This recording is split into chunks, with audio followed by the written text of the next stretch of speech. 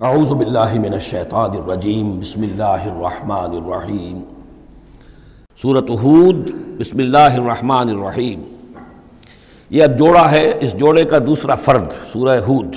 یہاں آپ دیکھیں گے کہ برعکس ترتیب ہو جائے گی، 10 رکوعوں میں سے 6 سے زائد انباء الرسل پر مشتمل ہے، اور جس میں سب سے تفصیلی ذکر جو ہے یہ حضرت نوح علیہ السلام کا ہے، اور آخر میں بہت ہی مختصر سا تذکرہ جو ہے حضرت موسیٰ کا ہے۔ باقی جیسے سورہ اعراف میں ایک ایک رکوع ایک ایک رسول کے لیے، وہی ترتیب آپ یہاں دیکھیں گے۔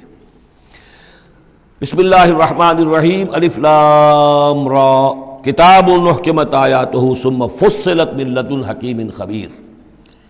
الف لام را، یہ وہ کتاب ہے جس کی آیات پختہ کی گئی ہیں، مضبوط کی گئی ہیں، پھر ان کی تفصیل کی گئی ہے، انہیں کھولا گیا ہے اس ہستی کی طرف سے جو حکیم اور خبیر ہے، جو کمال حکمت والا اور باخبر ہے۔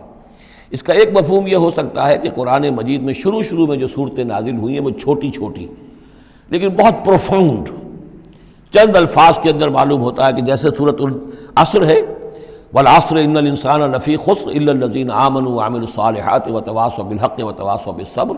اب اس میں کل ہدایت موجود ہے، اور امام شافعی کے وہ اقوال جو ہے میں نے اپنے کتابچے میں راہ نجات سورۃ العصر کی روشنی میں وہ سارے درج کیے ہیں کہ لو لم ینزل من القرآن سواہا لکفت الناس، اگر صرف یہ سورۃ العصر نازل ہوتی قرآن میں سے اور کچھ نہ نازل ہوتا تو بھی ہدایت کے لیے کافی تھی، اور لو تدبر الناس هذه السورۃ لوسعتهم، اگر لوگ صرف اس سورت پر تدبر کریں، غور کریں، تو یہ ان کی ہدایت کے لیے کافی ہو جائے گی۔ تو ابتدائی صورتیں اور آیتیں بڑی محکم، لیکن اس کے بعد تفصیل انہی کی بیان ہوئی ہے۔ اللہ تعبدوا الا اللہ، یہ کتاب کس پیغام کے ساتھ آئی ہے؟ نہ پوجو کسی کو سوائے اللہ کے۔ اننی لکم منہ نذیر و بشیر، یقیناً میں ہوں تمہارے لیے اس کی جانب سے خبردار کرنے والا اور بشارت دینے والا۔ یہ دو الفاظ بار بار آ رہے ہیں، بشیر اور نذیر، نذیر اور بشیر۔ وما نرسل المرسلین الا مبشرین و منذرین، رسلا مبشرین و منذرین لئلا یکون للناس علی اللہ حجۃ بعد الرسل وکان اللہ عزیزا حکیما۔ وان استغفروا ربکم، اور یہ کہ اپنے رب سے استغفار کرو، معافی چاہو۔ ثم توبوا الیہ، اور پھر اس کی جناب میں رجوع کرو، اس کی طرف بڑھو۔ یمتعکم متاعا حسنا، وہ تمہیں ساز و سامان دے گا دنیا کی زندگی میں بھی اچھا فائدہ، الی اجل مسمی، ایک وقت معین تک کے لیے، دنیا میں بھی تمہارے لیے حسنہ ہوگا۔ وَيُؤْتِ كُلَّ ذِي فَضْلٍ فَضْلَهُ، اور ہر صاحب فضل کو اس کے حصے کا فضل عطا کرے گا۔ یہاں جو ہے ذی فضل سے مراد ہے مستحق فضل، جو بھی فضل کا مستحق ہے اسے اللہ تعالیٰ اس کا فضل عطا کرے گا۔ وَإِن تَوَلَّوْا، اور اگر تم پھر جاؤ گے، فَإِنِّي أَخَافُ عَلَيْكُمْ عَذَابَ يَوْمٍ كَبِيرٍ، تو پھر مجھے اندیشہ ہے کہ تم پر بہت بڑے دن کا ایک عذاب آئے گا۔ الی اللہ مرجعکم، تمہاری طرف اللہ ہی کی طرف تمہیں لوٹ جانا ہے، وہو علی کل شیء قدیر، اور وہ ہر چیز پر قادر ہے۔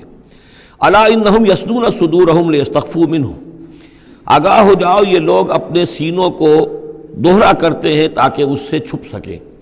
یہ مشکلات القرآن میں سے اس کے بارے میں بہت سے اقوال ہیں۔ ایک رائے جو ہے کہ جو بخاری میں حضرت ابن عباس کا جو قول آیا ہے وہ یہ ہے کہ کچھ اہل ایمان کے اوپر حیا کا اتنا غلبہ تھا، جیسے حضرت عثمان رضی اللہ تعالیٰ عنہ، کہ وہ کبھی غسل بھی کرنا ہوتا تھا، اس وقت بھی عریاں ہونا انہیں پسند نہیں تھا، تو وہ اس طریقے سے جھک جاتے تھے کہ گویا کہ سطر پھر بھی جو ہے وہ چھپا رہے، اور اگر کہیں قضاء حاجت ہے یا کوئی اور، اس وقت بھی وہ پورا سطر کا اہتمام کرتے تھے۔ تو یہ فرمایا جا رہا ہے کہ تم کتنا ہی کر لو، ظاہر بات ہے کہ اللہ تعالیٰ کی نگاہوں کے تو تم سامنے ہو، لہذا یہ ہے کہ اس میں ایک حد تک جو بھی اللہ تعالیٰ نے سطر کا، حجاب کے جو بھی احکام دیے ان کی پیروی کرو، لیکن کسی بھی معاملے میں غلو کی ضرورت نہیں ہے۔ الا انہم یصدون، باقی اور طرح سے بھی اس آیت کی جو ہے وہ تشریح کی گئی ہے۔ الا انہم یصدون صدورہم لیستخفوا منہ، آگاہ ہو جاؤ وہ اپنے سینوں کو دوہرا کرتے ہیں کہ اس سے چھپ سکیں اللہ سے۔ الا حین یستغشون ثیابہم، حین یستغشون ثیابہم، آگاہ ہو جاؤ کہ جب وہ اپنے اوپر اپنے کپڑے بھی اوڑھے ہوئے ہوتے ہیں، یہ تو یہ کہ اس وقت جو ہے وہ اپنے سینوں کو دوہرا کر رہے ہیں، جب کپڑے لپیٹے ہوتے ہیں، یعلم ما یسرون وما یعلنون، اس وقت بھی اللہ جانتا ہے جو کچھ وہ چھپا رہے ہوتے ہیں اور جو کچھ وہ ظاہر کر رہے ہوتے ہیں۔ انہ علیم بذات الصدور، وہ تو جو کچھ سینوں کے اندر ہے اس کو بھی جانتا ہے۔ وما من دابۃ فی الارض الا علی اللہ رزقها، اور نہیں ہے کوئی بھی چلنے والی چیز، کوئی حیوان، کوئی چوپایا، کوئی چرند، کوئی پرند زمین پر، جتنے بھی حیوانات ہیں اللہ نے بنائے ہیں، لیکن یہ کہ ان کا رزق اللہ کے ذمے ہے۔ یعنی اللہ تعالیٰ نے جو نظام بنایا اس دنیا کا، اس میں ہر شے کے لیے اس کا رزق فراہم کیا ہے. جو جاندار بنایا اس کے لیے جو غذا ہے، جو ضروری چیزیں، وہ پہلے سے فراہم کر دی ہیں. بچے کی پیدائش بعد میں ہوتی ہے اور ماں کی چھاتیوں میں دودھ پہلے پیدا ہو جاتا ہے. تو اللہ تعالیٰ کی طرف سے یہ نظام جو ہے ایسا ہے. یہ دوسری بات ہے کہ لوگوں نے تقسیم دولت کا نظام غلط کر دیا تو کچھ لوگ بھوکے رہ گئے، کچھ ننگے ہو گئے، کچھ نے دولت سمیٹ کر جو ہے اپنے کھتے بھر لیے، انبار لگا لیے. یہ انسانوں کا معاملہ ہے، یہ انہوں نے غلط کام کیا ہے. ورنہ اللہ تعالیٰ نے تو تمام جو بھی جتنی بھی مخلوقات ہیں ان کے لیے کافی اور وافی رزق جو ہے وہ پیدا کیا ہے.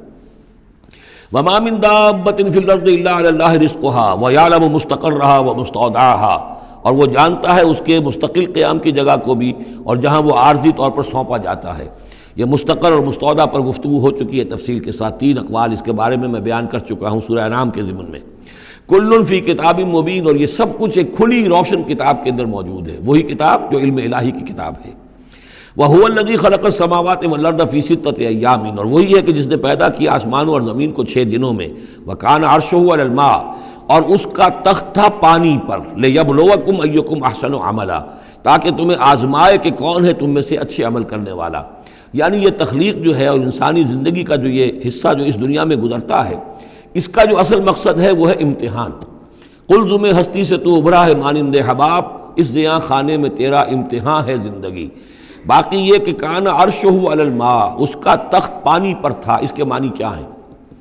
میرے نزدیک اب بھی یہ آیات متشابہات میں سے ہے، لیکن ایک انداز ایسا ہے کہ جس سے محسوس ہوتا ہے کہ شاید وہ اس کی طرف اشارہ کیا جا رہا ہو کہ یہ دنیا جب بنی ہے، یہ زمین جب ٹھنڈی ہونے لگی ہے تو ٹھنڈی ہو کر اس کے بخارات نکلے ہیں، اور وہ اس کے گرد جو فضا بنی ہے، ایٹماسفیئر، اس کے اندر یہ گیسز گئی ہیں.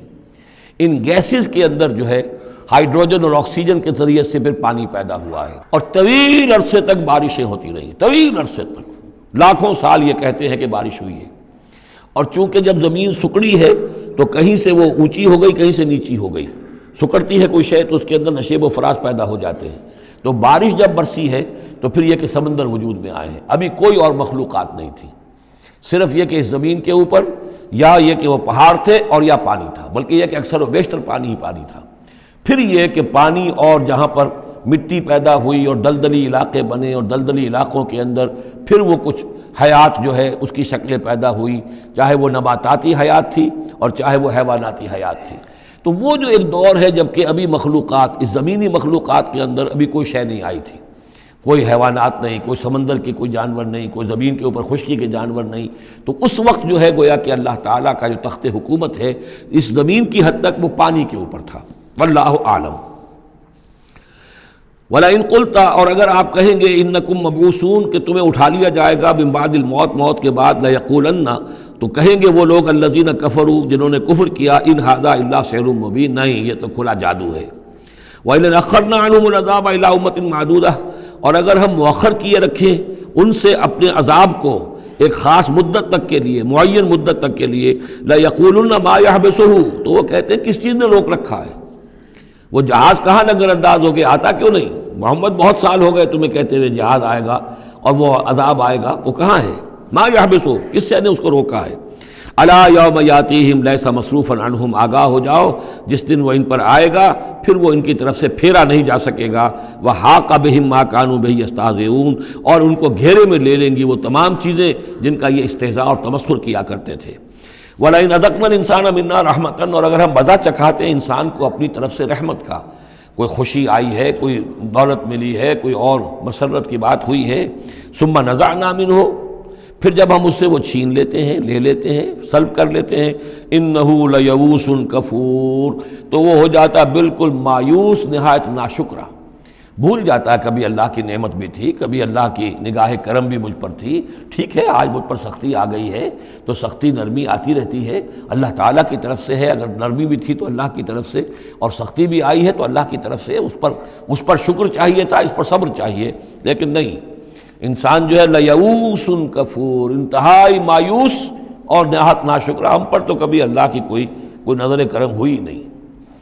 وَلَئِنْ أَذَقْنَاهُ نَعْمَاءَ بَعْدَ ضَرَّاءَ مَسَّتْهُ، اور اگر ہم مزہ چکھائیں اسے نعمتوں کا اس کے بعد کہ کوئی تکلیف اس کو پہنچی ہوئی تھی، لَيَقُولَنَّ ذَهَبَ السَّيِّئَاتُ عَنِّي، تو وہ کہے گا بس جی میرے دل اندر دور ہو گئے، ساری برائیاں اب تو ساری مصیبتیں ختم ہو گئیں، إِنَّهُ لَفَرِحٌ فَخُورٌ، اب وہ فرح اور فخور بن جاتا ہے، وہ یعنی اتراتا ہے، فخر کرتا ہے اور کہتا ہے یہ میں نے محنت کی، میں نے کوشش کی، میں نے تدبیر کی، دیکھا میں نے یہ شکل کی تھی جس کی وجہ سے کہ میری کاروبار جو بالکل ختم ہو رہا تھا، ڈوب رہا تھا، وہ ٹھیک ہو گیا۔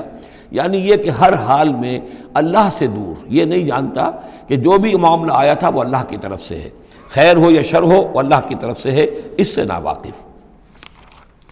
إِلَّا الَّذِينَ صَبَرُوا، سوائے ان کے کہ جو صبر کی روش اختیار کریں، یہ سب کی بات نہیں ہے، جن کو اللہ نے ایمان دیا ہو اور ایمان کے نتیجے میں صبر پیدا ہوا ہو، إِلَّا الَّذِينَ صَبَرُوا وَعَمِلُوا الصَّالِحَاتِ، اور انہوں نے نیک اعمال کیے ہوں، أُولَٰئِكَ لَهُم مَغْفِرَةٌ وَأَجْرٌ كَبِيرٌ، ان کے لیے مغفرت ہے اور بہت بڑا اجر ہے۔